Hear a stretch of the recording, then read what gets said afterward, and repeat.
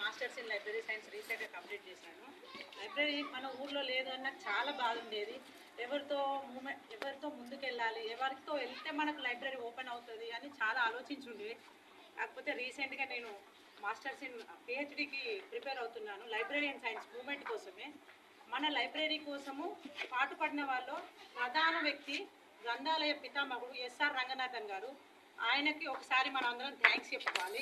ఎందుకంటే చిరిగిన చొక్కా ఆయన వేసుకోగానే ఒక మంచి పుస్తకం కొనుక్కో అని చెప్పారు మనకు గాంధీజీ గారు. అట్లాంటి వాళ్ళందరి ప్రోత్సాహంతోనే ఇప్పుడు గ్రంథాలయాలు వచ్చాయి. అన్ని ఊర్లో చూశాను గ్రంథాలయం, మన కాన్పర్తిలోనే లేదు. చాలామంది మంచి వెల్ ఎడ్యుకేటెడ్, మంచి పొలిటికల్ బ్యాక్గ్రౌండ్ ఉన్న వాళ్ళు ఉన్నారు. పెద్దనాన్న ఎంపీడీఓగా చేసిన టైంలోనే ఓపెన్ అవుతుందేమో అనుకున్నాను నేను.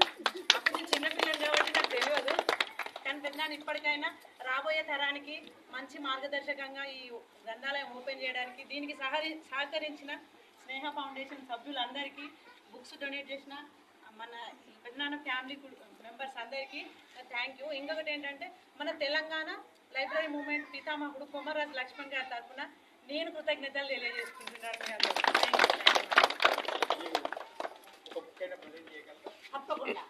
తప్పకుండా కాంపిటేటివ్